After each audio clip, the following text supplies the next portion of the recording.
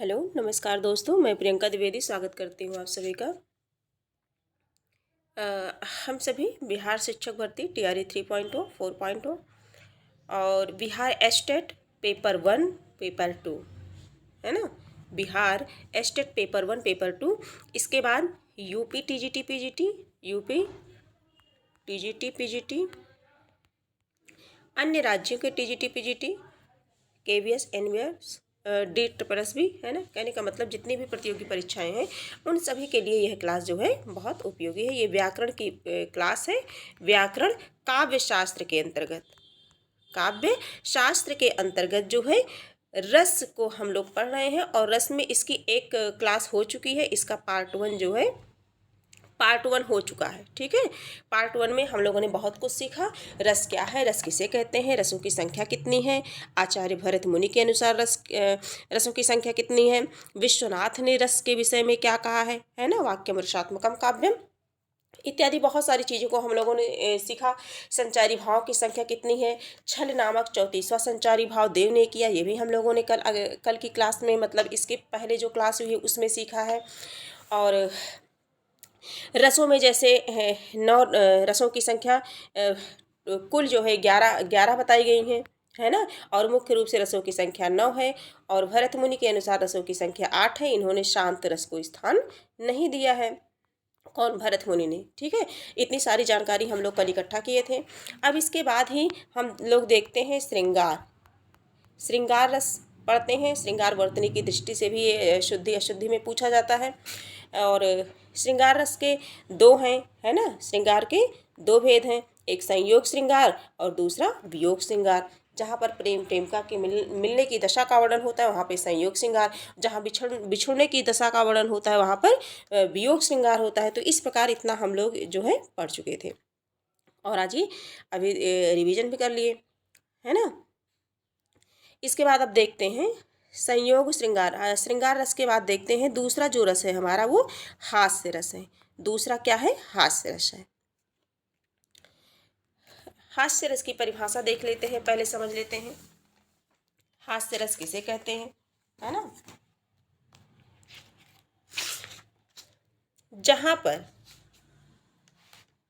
जहां विलक्षण स्थितियों द्वारा हंसी का पोषण हो, विलक्षण स्थितियों द्वारा हंसी का पोषण हो, वहाँ पर क्या होता है? हास्य रस होता है। कहने का मतलब जब भी हम किसी विलक्षण जो है स्थिति को देखते हैं और हमारे मन में जो है हंसी का भाव होता है, हमारे मन में हंसी का भाव जागृत हो जाता है, वहाँ पर क्या होता है? वो हास्य रस होता है। इसका जो स्थायी भाव है वो क्या है? हास्य है। क्या है? हास्य रस का स्थायी भाव क्या है? हास्य है। ठीक है, जैसे हम देखते हैं हाथी जैसी देह है, गैंडे जैसी खाल, खरबूजे सी खोपड़ी, तरबूजे से गाल, है ना। हाथी जैसी देह, अगर किसी व्यक्ति को मोटा तगड़ा लंबा चौड़ा देखेंगे तो हंसी अचानक अपने आप आ जाती है। और एक बिहारी जी का भी हुआ है, जैसे खद्दर कुर्ता भकभको नेता जैसी चाल, है ना। और मोह मानक में बस रहे सदा बिहारी लाल। कहने का मतलब जिस दृश्य को देख करके हमारे हृदय में हंसी उत्पन्न हो जाए, ऐसी विलक्षण स्थितियां जिनको देख करके हंसी का भाव जागृत हो जाए, वहीं हास्य रस होता है। ठीक है, इसकी परिभाषा हम लोग देख लिए, उदाहरण भी देख लिए। एक उदाहरण इसमें भी है, सखी बात सुनो एक मोहन की, निकसी मटकी सिर रीत लके, पुनि बांध लयो सुन नए नतना, रू कहूँ कहूँ बुंद करी छल कै, निकसी उरि गैल हो तो जहाँ मोहन, लीन उतारी तबै चल के, पतुकी धरि श्याम सिखाए रहे, उतग्वारी हंसी मुख आंचल के। ठीक है, इसमें भी क्या है? हास्य रस है। क्या है? हास्य रस है। ठीक, हास्य रस। इस प्रकार से हम लोगों ने हास्य रस को देखा। इसमें देखते हैं इसका स्थायी भाव हास्य है, बताया गया भी। और रस जो है हास्य है, स्थायी भाव हास्य है, आश्रय क्या है? गोपियां हैं, है ना। आलम्बन श्री कृष्ण की के बारे में, है ना। उद्दीपन कृष्ण का खिसियाना है, वो खिसियाते हैं, शर्मिंदा होते हैं। अनुभाव मुख पर आंचल करना, हंसना संचारी भाव, है ना। चपलता, हर्ष, ये सब क्या है? संचारी भाव है। संचारी भाव जो क्षण भर के लिए आते हैं और बाद में वो और शीघ्र ही वो क्या होते हैं? चले जाते हैं। इसमें है, तेई समाज बैठे मुनि जाई, हृदय रूप अहमिति अधिकाई, तहाँ बैठे महेश गण दो विप्र वेश गति, लखई न को। इसमें भी जो है अ, इसमें भी हास्य रस है। ठीक है, अब हम देखते हैं अगला करुण रस। करुण रस के बारे में देखते हैं। करुण का स्थायी भाव जो होता है, करुण रस का स्थायी भाव क्या होता है? शोक। करुण रस का स्थायी भाव शोक होता है। इसकी परिभाषा देख लेते हैं। प्रिय व्यक्ति या वस्तु की हानि का शोक जब विभाव, अनुभाव, संचारी भाव इत्यादि से पुष्ट होकर के व्यक्त होता है, तो वहां पर क्या होता है? करुण रस होता है। प्रिय व्यक्ति क्या होता है? प्रिय व्यक्ति। ठीक है, प्रिय व्यक्ति या प्रिय वस्तु की जब हानि होती है, क्या होती है? हानि होती है।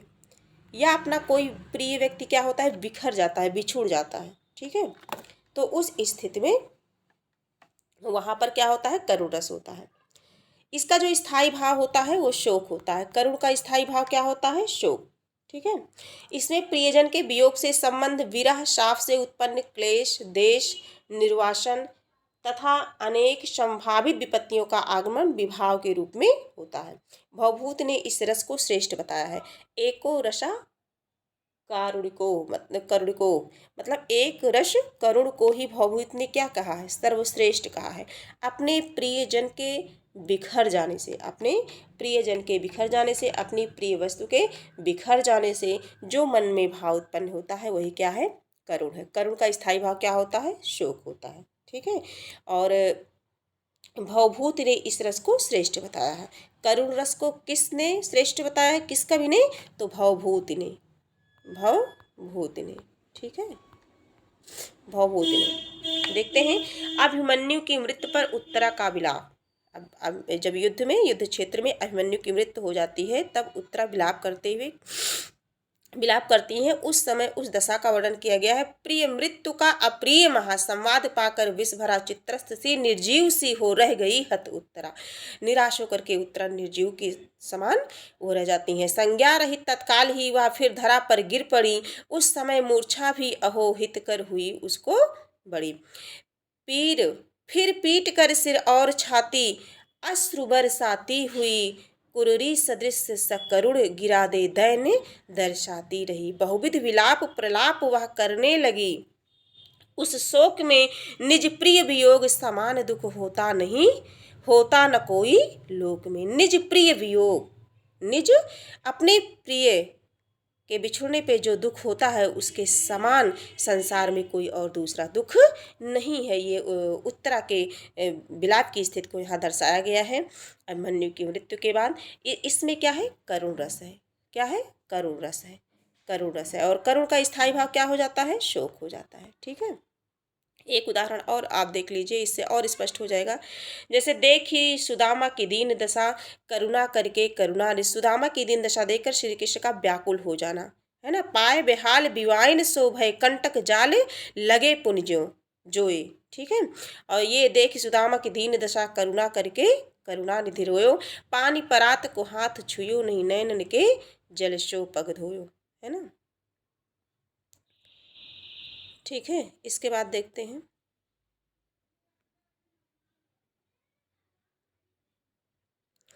ये है अगली पंक्ति, है ना। इन सब में क्या है? करुण रस है। करुण का स्थायी भाव क्या होता है? शोक होता है। अब हम देखेंगे वीर रस। ठीक, ये सब तो आपको अच्छे से समझ में आ गया होगा, आप इसे देख लीजिएगा। स्थायी भाव, करुण का स्थायी भाव करुण, रस स्थायी भाव है।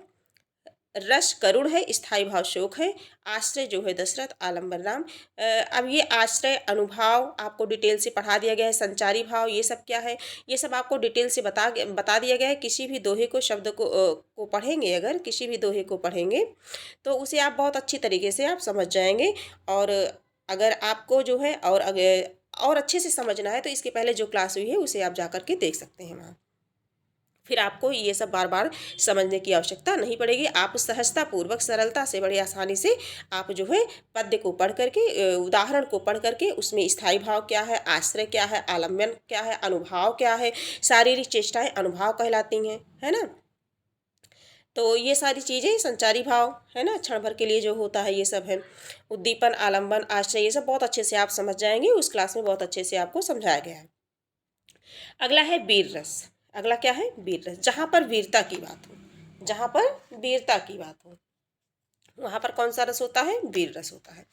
वीर रस, वीर रस की परिभाषा देखते हैं। उत्साह, उत्साह स्थायी भाव। वीर का स्थायी भाव क्या है? उत्साह ही तो है। क्या है? उत्साह। उत्साह, इसका स्थायी भाव क्या है? वीर रस का उत्साह है। उत्साह स्थायी भाव जब विभाव, अनुभाव और संचारी भाव से पुष्ट हो जाता है तो वीर रस की अभिव्यक्ति होती है। जब उत्साह नामक स्थायी भाव विभाव, अनुभाव, संचारी भाव से पुष्ट हो जाता है तो वहाँ पर किस रस की अभिव्यक्ति होती है? वीर रस की अभिव्यक्ति होती है। ठीक है। और वीर रस आपको जानकारी के लिए बता दें, वीर रस के 4 भेद हैं। वीर जो है, वीर रस के 4 भेद हैं। कितने भेद हैं? 4 भेद हैं। ये आपकी जानकारी के लिए बता रही हूँ, वीर रस के 4 भेद हैं। एक पहला है युद्ध वीर। पहला क्या है? युद्ध वीर, है ना, युद्ध वीर। दूसरा क्या है? दानवीर। दूसरा क्या है? दानवीर है।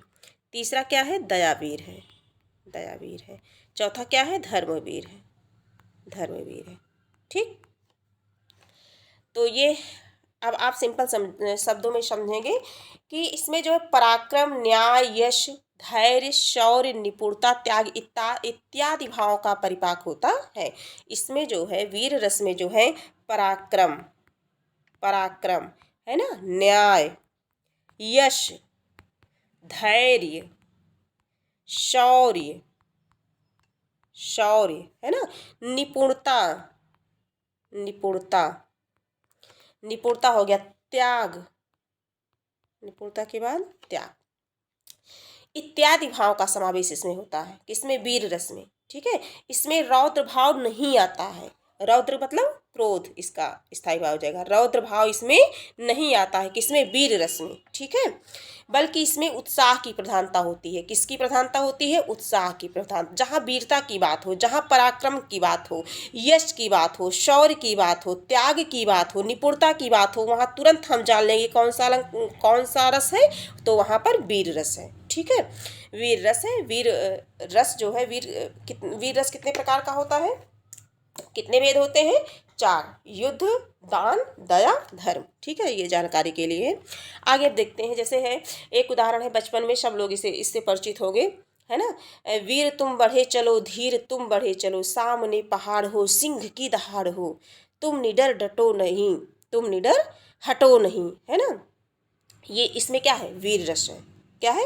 वीर रस है। और एक उदाहरण आपको देख ले, जय के दृढ़ विश्वास युक्त थे दीप्तमान, जिनके मुखमंडल पर्वत को भी खंड खंड कर रज कण कर देने को चंचल, फड़क रहे थे अति प्रचंड भुजदंड, शत्रु मर्दन को बिहबल, ग्राम ग्राम से निकल निकल कर ऐसे युवक चले दल के दल। ठीक है। इसमें क्या है? पढ़ने से ही समझ में आ रहा है। अगर अर्थ आप नहीं समझेंगे तो भी पढ़ने से ये सरलता पूर्वक समझ जाएंगे कि इसमें क्या है? वीरता की बात की गई है, त्याग की बात की गई है, बलिदान की बात की गई है, शौर्य की बात की गई है। तो इन सब में क्या है? वीर रस है। वीर रस का स्थायी भाव क्या होता है? उत्साह। वीर का क्या होता है स्थायी भाव? उत्साह होता है। ठीक है। अब देख लेते हैं, आगे देखते हैं, इसमें इसे भी पढ़ लेते हैं। कालिए नाग को देखकर श्री कृष्ण का जोश में भरना, स्वजाति की देख अति दुर्दशा, बिगहरण बिगहरणा देख मनुष्य मात्र की, निहार के प्राणी समूह को हुए सुमेजित वीर केसरी, हितैषणा से निज जन्मभूमि की अपार आवेश व्रजेश को हुआ, बनी महाबंक गठी हुई भये, नितांत विस्फरित नेत्र हो गए, नितांत विस्फरित नेत्र हो गए। ठीक है। इसमें भी क्या है? वीर रस है। और एक है, सुनते होंगे कि जो है, तनकर भाला यूं बोल उठा राणा, मुझको विश्राम न दे, मुझको बैरी से हृदय क्षोभ, तू तनिक मुझे आराम न दे, तू तनिक मुझे आराम न दे। इन सब में क्या है? ये सब किसका उदाहरण है? तो वीर रस का उदाहरण है। वीर रस को हमारी समझ से हम सभी वीर रस को भली भांति समझ चुके हैं, परिचित हो गए हैं। ठीक है। अब देखते हैं, अगला देखते हैं। मैं सत्य कहता हूँ सखे सुकुमार मत जानो मुझे, यमराज से भी युद्ध में प्रस्तुत सदा मानो मुझे। ये भी इंपॉर्टेंट पंक्तियां हैं, हो सकता है एग्जाम में आ जाए, तो अगर हम यहाँ पढ़े रहेंगे तो 3-4 उदाहरण इसलिए आपको बताया जा रहा है कि क्या पता कोई एक आध एग्जाम्पल हमारी परीक्षा में पूछ ही लिया जाए। तो अगर हम उसे पढ़े रहेंगे तो दिमाग में कहीं ना कहीं वो रहेगा कि हाँ हमने इसको पढ़ा है, और उस जो पढ़े हैं जिस चीज़ को जानते हैं, जिससे परिचित हैं, फिर उसमें निसंकोच हम उसे आंसर लगा सकते हैं। ये भी है, मैं सत्य कहता हूँ सखे सुकुमार मत जानो मुझे, यमराज से भी युद्ध में प्रस्तुत सदा मानो मुझे। हे सारथे है द्रोण क्या, आवे स्वयं देवेंद्र भी, वे भी न जीतेंगे समर में आज मुझसे कभी। ठीक है, इम्पॉर्टेंट है। आगे देखेंगे रौद्र रस। रौद्र का स्थायी भाव क्या होता है? क्रोध। रौद्र का स्थायी भाव क्या होता है? क्रोध। ठीक है, क्रोध। रौद्र का क्रोध। अब इसकी परिभाषा देखते हैं, इसकी परिभाषा समझते हैं।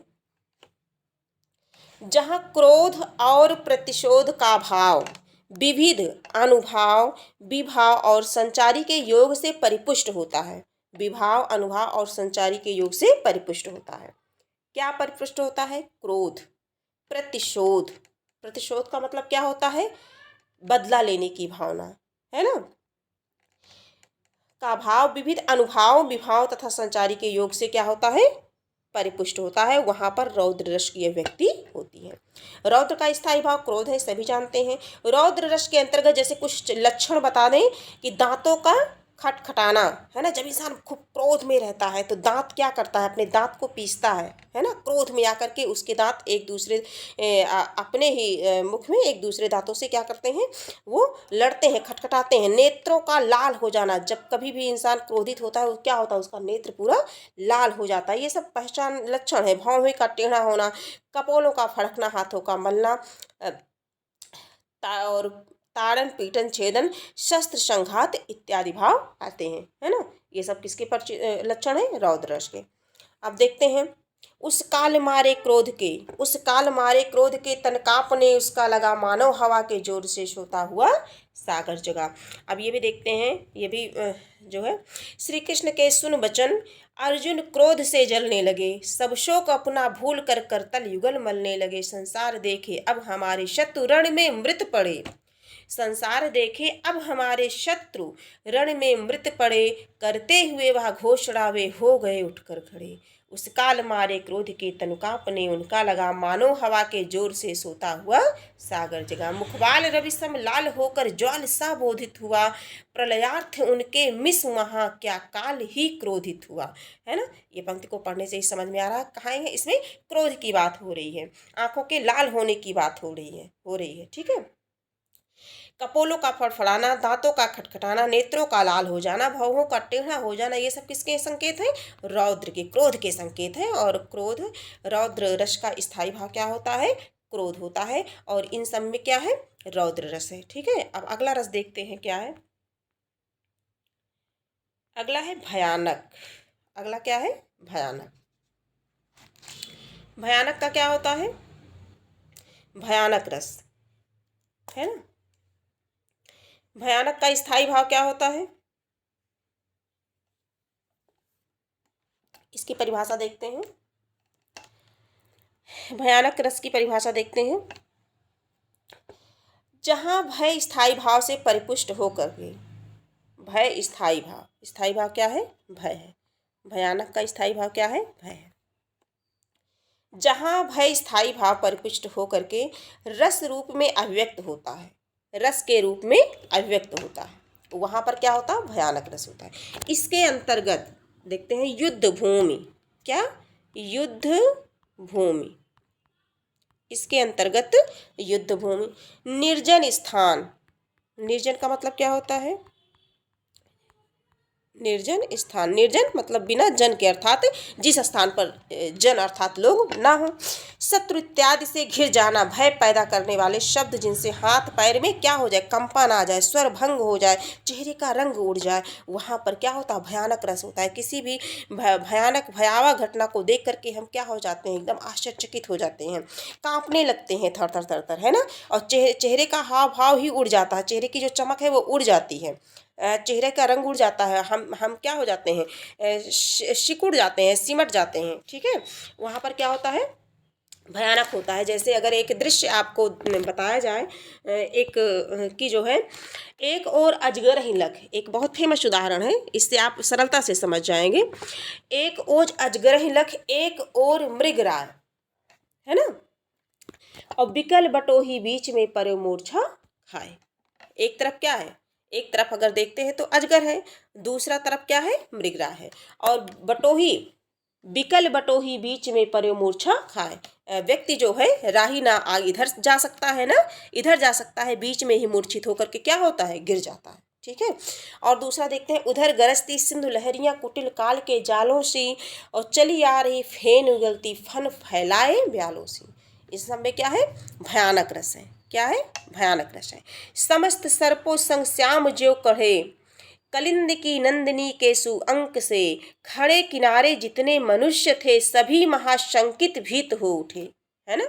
शेषनाग श्री कृष्ण की चर्चा हो रही है। सभी महाशंकित भीत हो उठे, सभी देख करके क्या हो गए, भयभीत हो गए, शंकित हो गए। हुए कई मूर्छित घोर त्रास से, कई लोग क्या हो गए, मूर्छित हो गए देख करके। कई भय मेदिनी में गिरे, कई हुई यशोदा अति ही प्रकंपिता, ब्रजेश भी व्यसन समस्त हो गए। इन सब में क्या है, भयानक रस है, क्या है, भयानक रस है, ठीक है।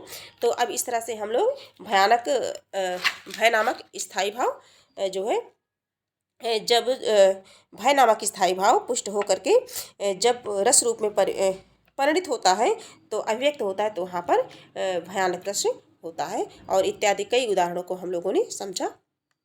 अब देखते हैं, अब इसके बाद देखते हैं कौन सा रस है, भयानक के बाद बीभत्स रस। भयानक के बाद क्या हो गया, क्या कौन सा आ गया, बीभत्स। बीभत्स का क्या होगा, जुगुप्सा, बीभत्स का जुगुप्सा होगा, ठीक है। बीभत्स का होगा जुगुप्सा या घृणा, स्थायी भाव क्या होगा, जुगुप्सा या घृणा होगा। आगे देखते हैं, बीभत्स रस की परिभाषा देख लेते हैं। जहां किसी वस्तु अथवा दृश्य के प्रति, जुगुप्सा का मतलब जानते हो, घृणा, क्या हो, घृणा, साधारण शब्दों में। जहाँ जब भी कोई व्यक्ति कोई वस्तु हम देखते हैं या कोई ऐसा दृश्य देखते हैं जिसको देख करके हमारे मन में क्या होता है, घृणा की भावना उत्पन्न होती है, हमारा मन घृणित हो जाता है ना। तो वहाँ पर क्या होता है, बीभत्स रस होता है। इसमें जैसे आपको उदाहरण के समझने के लिए बता दें, रक्त हो गया, है ना, कफ हो गया, पित्त हो गया इत्यादि का निकलना, जी मचलाना, मुंह बिचकाना, घृणा का भाव, है ना।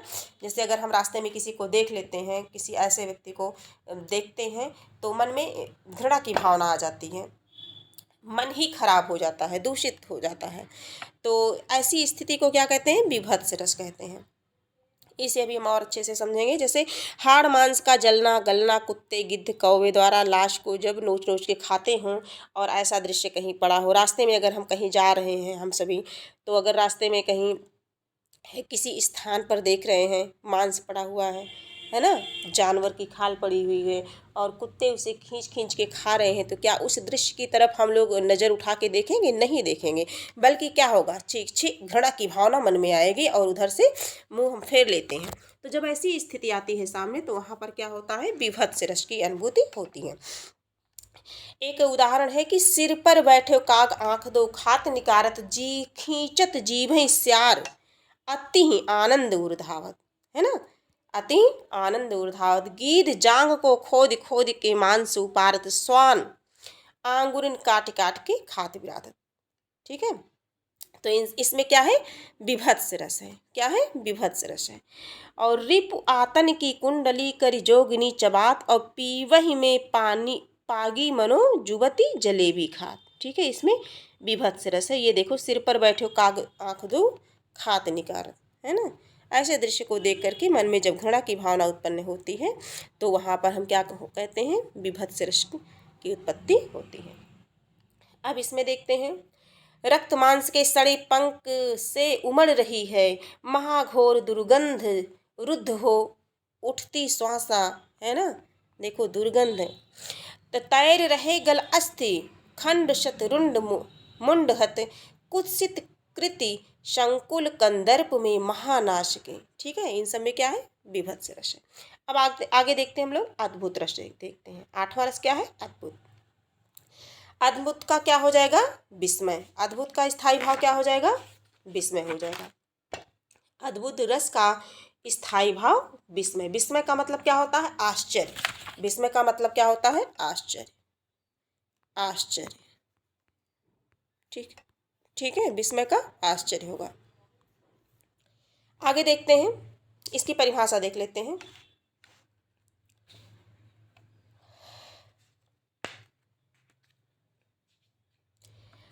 अद्भुत रस की परिभाषा देखते हैं, जहां पर आश्चर्यजनक बातें हों, जहां पर आश्चर्यजनक बातें हों, ऐसी स्थिति जहां पर विचित्र वस्तु के देखने, विचित्र वस्तु के देखने, सुनने से जब आश्चर्य का परिपोषण हो। कोई भी वस्तु अगर हम देखते हैं वो क्या हो, विचित्र हो, आश्चर्य हो, है ना, उसको देख करके हम क्या हो जाए, आश्चर्यचकित हो जाएं। ऐसे विचित्र दृश्य को देख करके जहाँ पर आश्चर्य का परिपोषण हो तो वहाँ क्या होता है, अद्भुत रस होता है। क्या होता है, अद्भुत रस होता है। ठीक है, तो जैसे उदाहरण से हम और अच्छे से समझेंगे इसे। अखिल भुवन चर अचर सब हरि मुख में, देखते हैं, अखिल भुवन चर अचर जग हरि मुख में लखि मातु। माता यशोदा जब हरि के मुख में जब वो मिट्टी खाए हुए होते हैं और उनके मुख से मिट्टी निकालने के लिए जब देखती हैं उनके मुख को, श्री कृष्ण के मुख को खोलती हैं तो देखती हैं कि संपूर्ण ब्रह्मांड उनके मुख में समाया हुआ है। चकित भई गदगद वचन विकसित दृग पुलकात। वो देख करके क्या हो जाती हैं, आश्चर्यचकित हो जाती हैं। वो देख करके आश्चर्यचकित हो जाती हैं। गदगद वचन विकसित दृग पुलकात, और प्रसन्नता से उनके नेत्र क्या हो जाते हैं, पुलकित हो जाते हैं। तो ऐसे इस तरह से क्या होता है, अद्भुत रस है इसमें। दिख रावा निज मातहि अद्भुत रूप अखंड रोम रोम प्रति लगे कोटि कोटि ब्रह्मांड, है ना, रोम रोम में प्रति लगे कोटि कोटि करोड़ों करोड़ों क्या है, ब्रह्मांड समाया हुआ है, ऐसा प्रतीत हुआ।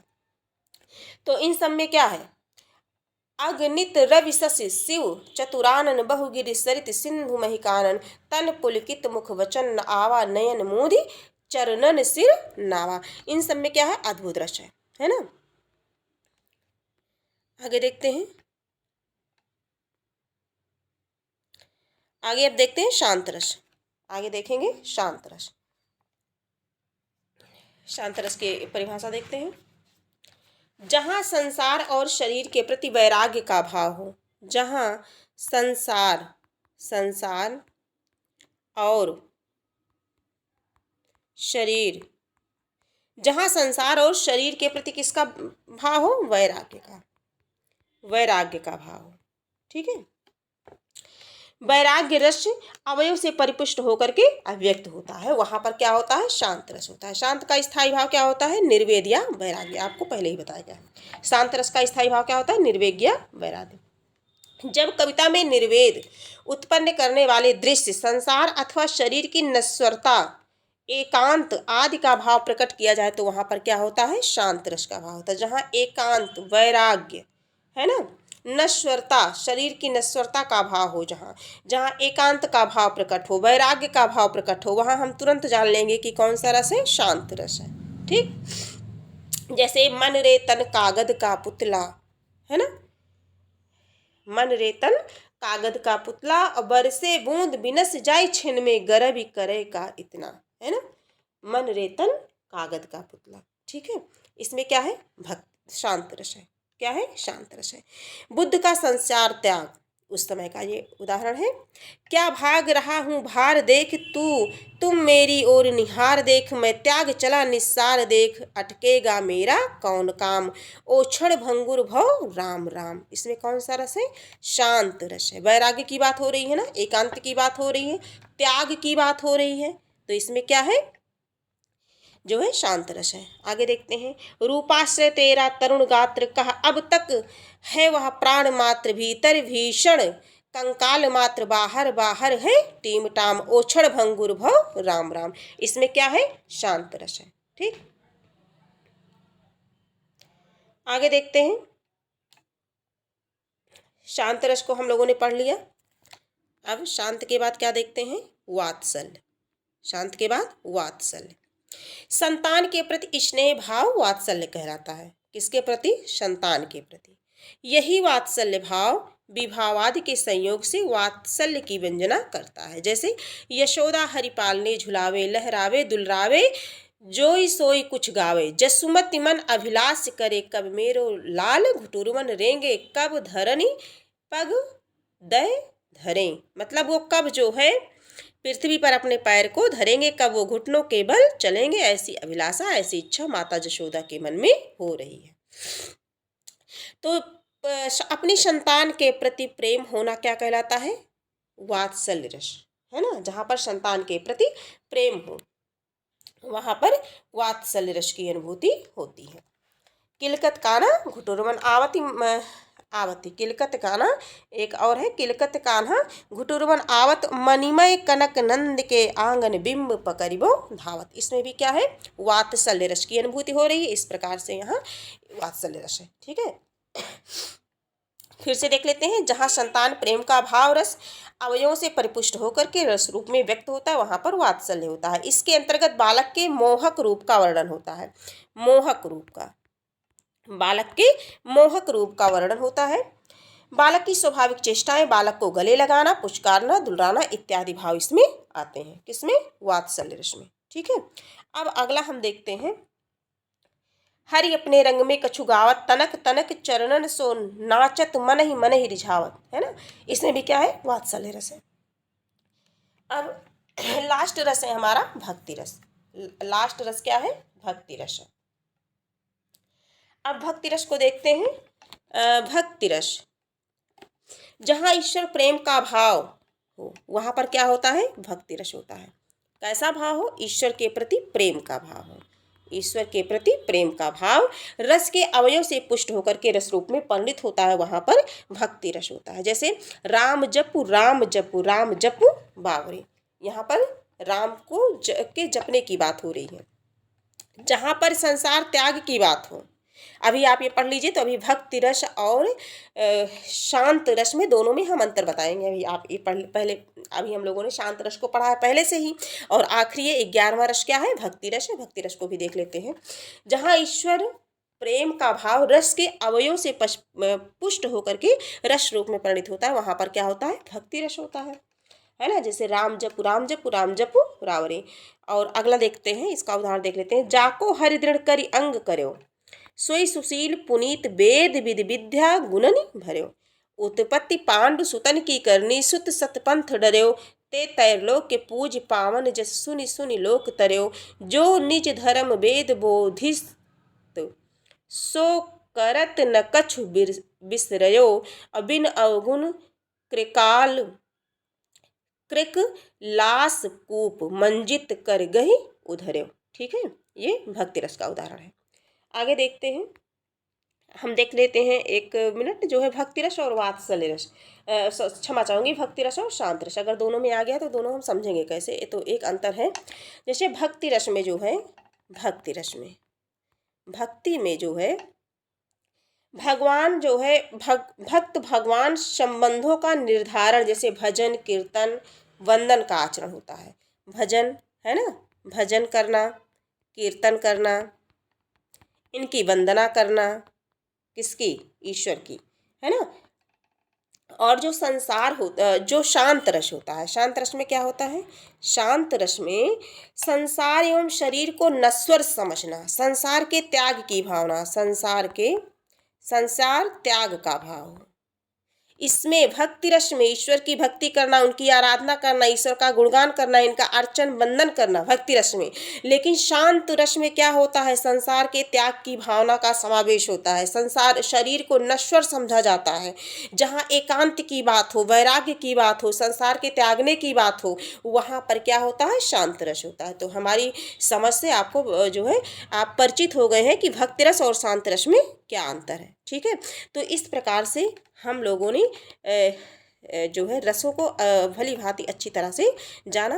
भक्ति रस, वात्सल्य रस, है ना, ये 2 क्लास में रस को जो है हम लोगों ने कंप्लीट किया। और आपको अगर ये क्लास जो है उपयोगी लगी हो तो आप इसे लाइक, सब्सक्राइब और शेयर करें। और हाँ, कमेंट में अपने सुझाव लिखना ना भूलें। और आपका एक लाइक और एक कमेंट हमारे लिए बहुत ही महत्वपूर्ण है। इसलिए आप चाहें तो इस चैनल से जो है अपनी इच्छा अनुसार जुड़ करके आप अपनी तैयारी को और मजबूत बना सकते हैं। अपनी प्रैक्टिस को और निखार सकते हैं हमारी इस क्लास से जुड़ करके। और ये क्लास अगर अच्छी लगी हो तो आप इसे लाइक करिए, अपना प्रेम और सपोर्ट इसमें बनाए रखिए। आज की क्लास यहीं तक। अब अगले दिन मिलेंगे एक नए टॉपिक के साथ। तब तक के लिए धन्यवाद।